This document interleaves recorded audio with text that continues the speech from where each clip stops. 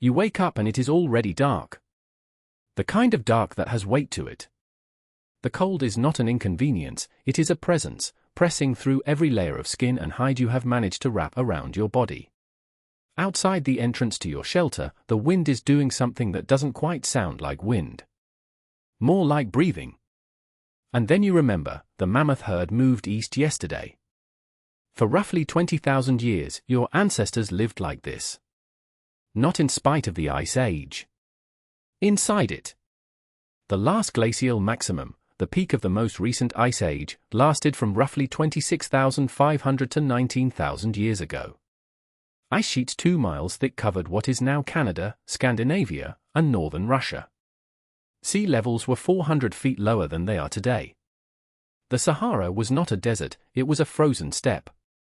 The world your ancestors were born into bore almost no resemblance to the one you occupy now. And yet they didn't just survive. They adapted with a sophistication that took archaeologists decades to begin to understand. The first thing researchers discovered when they started excavating Ice Age sites was that early humans were not simply huddled in caves, helpless against the cold. Some were. But most of them were doing something far more organized.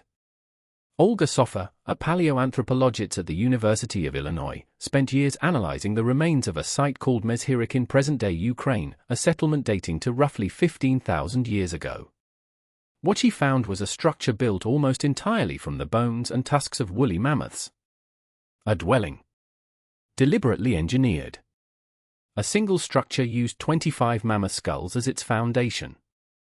These weren't people barely surviving. These were people building. The cold forced a revolution in human ingenuity. Clothing is the obvious answer.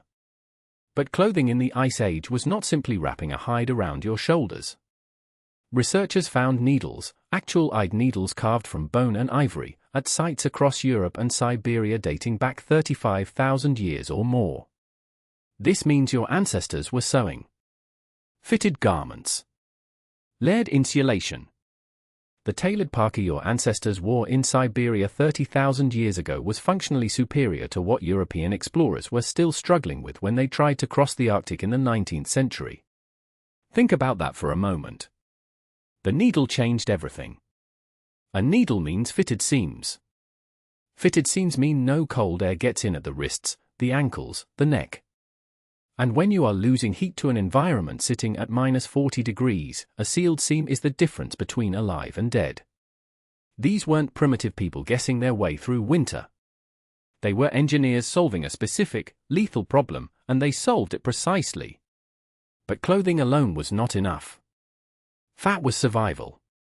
Not as a metaphor, literally. The caloric density of animal fat meant that your ancestors were hunting for fat as much as for protein. A lean animal in winter was almost useless. Researchers studying hunter-gatherer diets in extreme cold environments, including the work of the explorer Vilhjalmur Stefansson, who lived among the Inuit in the early 20th century and documented their diet in extraordinary detail, found that humans in freezing climates could sustain themselves almost entirely on animal fat and organ meat. The liver, the kidney fat, the bone marrow cracked from the long bones of large animals, these were the prize. Not the muscle. Not what we would call the choice cut. Your body already knows this. In cold environments, your brain begins craving fat almost immediately. It is not weakness or poor willpower. It is an ancient signal, written into your physiology across hundreds of thousands of years of selection pressure. Your body is still running Ice Age software. Fire, of course, was central. But fire during the Ice Age was not a campfire you lit and left. It was managed, transported, and maintained continuously.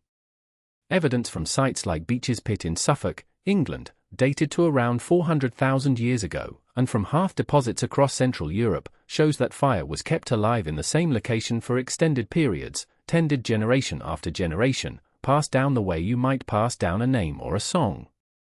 Fire was not just warmth. It was light through the dark season, when your ancestors spent up to 16 hours in darkness. It was the processing center for food, cooking unlocked caloric content that raw food simply could not deliver. And it was a social anchor. The hearth was where the group slept, where information was shared, where children were watched, where the sick were kept warm. The group was, in many ways, the most important survival technology of all. Ian Tattersall, the paleontologist and longtime curator at the American Museum of Natural History, has written extensively about how the Ice Age acted as a selective pressure not just on human bodies but on human social organization. Groups that cooperated, that shared food during a bad hunt, that divided roles across individuals, that remembered where the herds had moved the previous winter and the winter before that, those groups survived. Groups that didn't. Your ancestors built the concept of the social safety net during an ice age. Not out of idealism. Because the alternative was extinction. And they stored knowledge. Not in books or databases. In stories. In songs. In ritual and painted rock.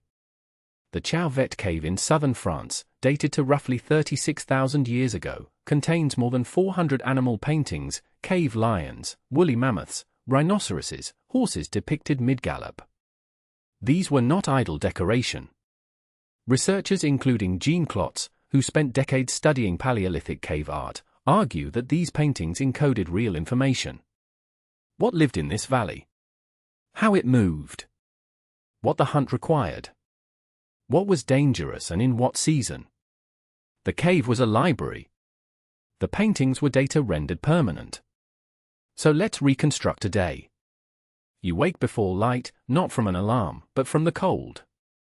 Your fire has burned down to coals. You feed it dried dung, bone fat, split wood if you have it, and it rises again. Your shelter, built from mammoth bone and covered with hide stretched tight over curved tusks, holds heat better than you might expect. You are not comfortable. But you are not dying. By mid-morning, a small group moves out. Never the whole band. Always a subset, the best trackers, the strongest carriers, the ones who know this particular landscape in this particular season. They follow tracks in the snow. Tracks tell a story, how heavy the animal is, how fast it was moving, whether it was injured, how recently it passed. This is knowledge accumulated across decades and passed down without a single written word. You carry it in your body. By early afternoon, you have brought down an aurochs, the wild ancestor of modern cattle, heavier and more unpredictable than anything in a field today. The butchery is precise. Certain organs first. Kidney fat, removed carefully and stored. Long bones cracked for marrow. The stomach contents, warm, acidic, consumed for the bacteria and micronutrients they contain. Nothing is wasted. In an Ice Age winter, waste is a death sentence. By evening you are back at the shelter. The fire is high. The group eats together. Children sit closest to the heat. Someone is telling a story, probably one told last winter and the winter before that. The story has a purpose that is not immediately obvious. It encodes a landscape. A migration route. A lesson about where the bison will be in spring, folded into the grammar of myth so it can be remembered exactly and transmitted faithfully. Here is the part that surprises most people. For decades, the popular image of Ice Age life was brutal and relentless, a daily war against the cold and the dark, nothing but struggle, no rest. But the archaeological record tells a different story. Your Ice Age ancestors, wherever they had reliable access to prey, worked far less than you do. Estimates drawn from studies of living hunter-gatherer populations, including Richard Lee's landmark 1966 fieldwork with the Kung San people of the Kalahari, suggest that even in challenging environments, direct food acquisition consumed roughly 3 to 5 hours per day. The rest was social time. Rest. Conversation. Art. Play. The 40-hour work week would have been incomprehensible to them. The Ice Age did not make humans desperate and grim. It made them precise. It made them cooperative. It made them creative, because creativity was not a luxury in that world. It was a survival tool. The needles, the bone dwellings, the painted caves, the memorized migration routes, none of this was decoration. All of it was technology. And here is what that means for you. You wake up in the morning. You check your phone. You put on a coat before stepping outside. For a brief moment, the cold touches your face, and then you go back in. You barely register it. For 99% of your species' existence, that cold was the entire world. Not something to step back inside from. The cold was the context of every decision, every relationship, every tool ever made. And your ancestors did not just endure it. They painted it. They built inside it. They sang it into their children's memories and passed it forward across 20,000 winters. The cold you barely feel for a moment on your way to your car, that cold made you. Every needle, every stitched seam, every fire tended through the night, every story told to remember where the herds would be in spring, it is all still here, compressed into the body you woke up in this morning.